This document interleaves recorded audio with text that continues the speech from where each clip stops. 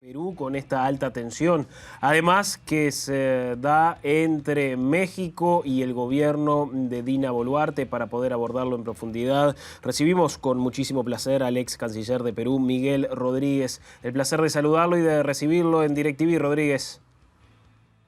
Pablo, muchas gracias por la invitación con todos ustedes, amigos de Uruguay. Rodríguez, ¿cómo describiría esta situación que se ha generado entre los gobiernos de México y de Perú que termina con esta declaración de persona no grata del representante diplomático de Andrés Manuel López Obrador en Lima? Penosa, en verdad que penosa porque las relaciones entre México y el Perú son históricas. Eh, la Nueva Castilla y la Nueva Toledo fueron las dos inscripciones de España en el Nuevo Mundo y las relaciones históricas, los vasos comunicantes, los parecidos entre México y Perú ha permitido que tengamos una vida en paralelo enriquecida a través de los siglos. La consecuencia, como muy bien anotas, de que el presidente de México, a mi juicio, absolutamente ajeno, distante de la tradición diplomática mexicana, primero de respetar de manera impoluta, incólume, el principio de no intervención, lo haya tirado al suelo. Y segundo, en un acto reactivo, la Cancillería del Perú ha decidido calificar al embajador de los Estados Unidos mexicanos en el Perú como persona non grata. ¿Qué significa esto?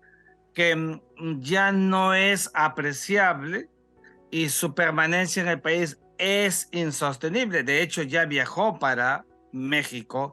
Las relaciones están en un nivel, en verdad, enfriado. Yo no digo congelado, Pablo, porque esto es muy importante, porque es verdad que han disminuido el nivel de la relación. Hay un encargado de negocios, una encargada de negocios de México en Lima, y en el Perú, Perú tiene a su embajador en México, digo todavía, porque cuidado con la reciprocidad negativa, es decir, que México también declare persona non grata a nuestro embajador y tenga que salir en 72 horas, donde ya esta relación se vuelve insostenible. Penoso, porque los dos países, junto con Chile y junto con Colombia, somos parte del bloque más importante del Pacífico, la Alianza del Pacífico. Entonces, cuidado que esta crisis de naturaleza stricto sensu político-diplomática haya desbordado, y cuidado que llegue a los niveles económicos, donde haya un impacto, allí sí, a mi juicio, que puede deteriorar de manera significativa y no retroactiva la relación bilateral peruano-mexicana, que ya te dije que históricamente en verdad que ha sido muy, muy buena. ¿Descarta Rodríguez una ruptura de este vínculo, es decir, ir un paso más allá, ya sea tanto del lado de México como de Perú, y tomar una medida extrema que, si bien por estas horas aparece como descartada, ¿usted cree que ese extremo, ese límite no será alcanzado definitivamente? Yo aspiro y espero que eso no pase, Pablo. De hecho, declarar persona non grata a un embajador que no tiene ninguna inconducta. La Convención de Viena sobre Relaciones Diplomáticas dice que se le declara cuando hay pues una conducta muy mala en el embajador. El embajador ha tenido, en verdad yo lo he recibido en mi despacho, una persona muy simpática con la que hemos tenido intercambio de la mejor nota en la relación bilateral. ¿Qué tiene que hacer él con lo que ha sido este volumen muy mal manejado por Andrés Manuel López Obrador? En verdad que nada, pero igual ese nivel de impacto ha hecho que el propio presidente hoy en su conferencia de prensa diaria, como sabes, haya dicho: no vamos a romper relaciones diplomáticas con Perú. Cuidado, me preocupa porque normalmente cuando se busca mantener esa relación en el nivel que corresponde, nunca se anuncia que no se va a romper. O sea, nunca se dice ni por asomo. me preocupa mucho que estemos lacerando esta relación diplomática que produzca en consecuencia cualquier situación que mirando hacia atrás pueda ser tarde. Yo espero que nuestra Cancillería y también la mexicana hagan su trabajo para poder crear vasos comunicantes que permitan a los dos países entrar por el buen camino. Mira, el Perú tenía que recibir la presidencia pro tempore de la Alianza del Pacífico en México. De hecho, yo la estaba preparando la reunión en el mes de agosto, pero ya ves cómo ha cambiado de un momento a otro esta situación y nos encontramos con una Alianza del Pacífico que tenemos que salvar, que no se vea impactada por esto que está pasándole a 2 de sus 4 países y en verdad hacer todo lo posible para que esa ventana abierta acá en el Perú, el embajador Gonzalo Fernández Puyó, una lumbrera de la diplomacia peruana, siempre decía Miguel Ángel, la ventana abierta, es decir, nunca haber agotado todas las posibilidades, porque siempre habrá una esperanza.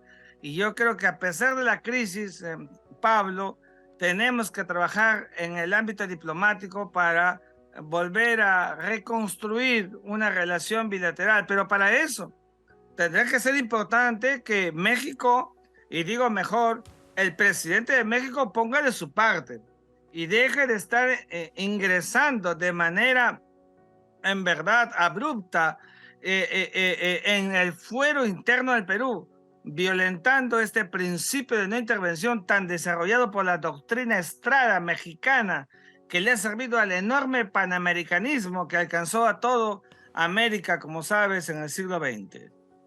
¿Y qué lectura le da usted al asilo que ha concedido México en favor de los familiares del expresidente Castillo? La única lectura que corresponde respetuosamente al derecho internacional, Pablo, es decir, la Convención de Caracas de 1954 dice que el Estado que concede el asilo califica si el que lo pretende es o no es un perseguido político.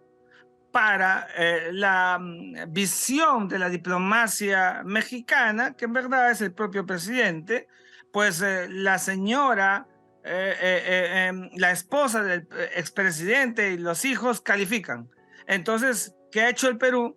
Artículo 37 de la Constitución Política, el Estado peruano reconoce la naturaleza del asilo como derecho que se otorga, que se concede, y allí no tenemos nada más que hacer que haberles otorgado el salvoconducto. La Cancillería lo hizo, eso me pareció bien, porque estaba dentro de los márgenes que corresponden.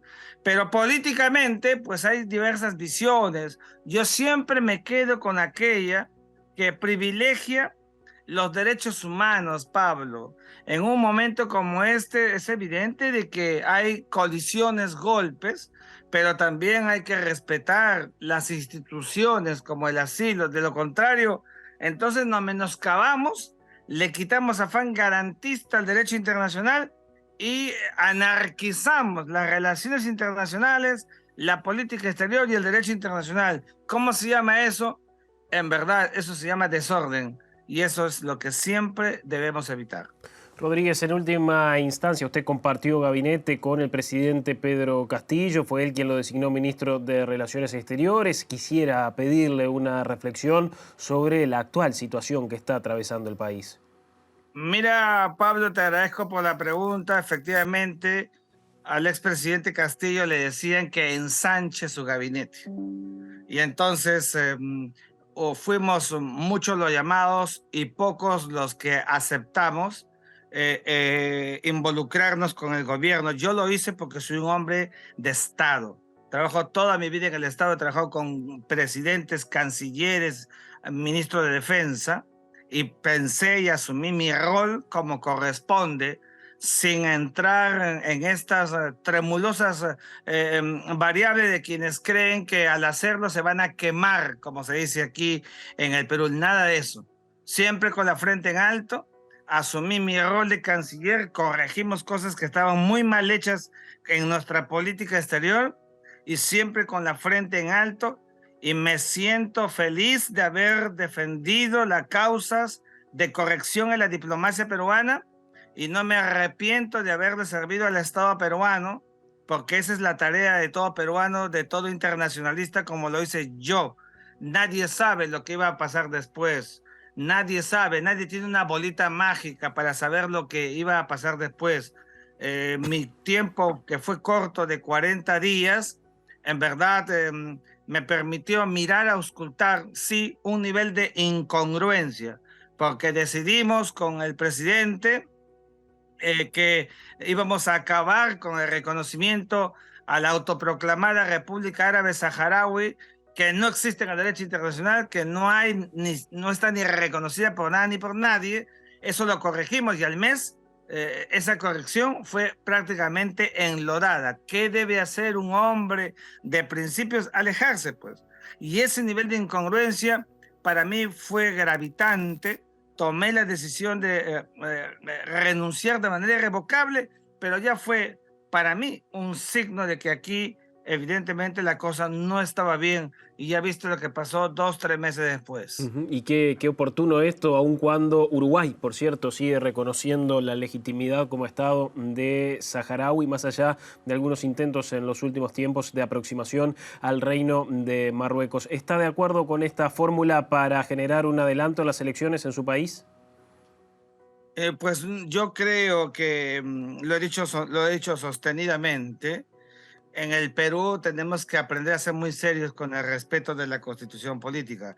Mi apreciación prácticamente aquí no la cree nadie, es decir, que la vicepresidenta convertida en presidenta debe o debió decir que voy a gobernar hasta el 28 de julio del año 2026. Si queremos un país fuerte, democrático, serio y con instituciones que le den en verdad todo el respaldo para no caer en verdad en estos ensayos de presiones políticas, etcétera, a 2024, 2023, otros quieren en 4 meses. Todo eso es muy malo para una democracia como el Perú, pero si nos hubiéramos afianzado, si hubiéramos tenido en verdad el verdadero corte de madurez que se requiere, todas las fuerzas políticas hubieran dicho, vamos hasta 2026 para no generar precedentes. Mañana más tarde le produce al Perú otro escenario parecido con crisis. Entonces los vicepresidentes serán solamente presidentes, si acaso llegan al poder, de tránsito. ¿Qué les parece eso? ¿Cómo jugamos, manoseamos y debilitamos las instituciones? Pero esto que piensa Rodríguez Mackey y Pablo, aquí no lo piensan muchos, porque no hay, a mi juicio, y respetuosamente, madurez política para entender lo que significa la gobernanza intraestatal, que debe ser siempre germinal para los países, para los pueblos, que se hacen fuertes cuando tienen instituciones sólidas. Aquí en el Perú tenemos que hacer muchos esfuerzos para recomponer partidos políticos con enormes canteras de jóvenes enormemente talentosos para darle al Perú esa vitalidad que necesita y que su clase política histórica no ha sabido conservar porque no invirtió en el Perú, como sí lo hizo Uruguay, como sí lo hizo Argentina, como sí lo hicieron otros países. Educación para ser un pueblo que tenga la mayor fortaleza para entender lo que significa la sintonía con la civilidad, el acto cívico, la regencia del poder, la alternancia, como decía Carlos de Socan, barón de Montesquieu. Rodríguez, gracias por este tiempo y este análisis. Ha sido muy amable, ¿eh? Gracias a ustedes. Buenas tardes. Que pase bien. Miguel Rodríguez Mackey, ex canciller de la República del Perú, haciendo una puesta a punto sobre la situación que atraviesa ese país.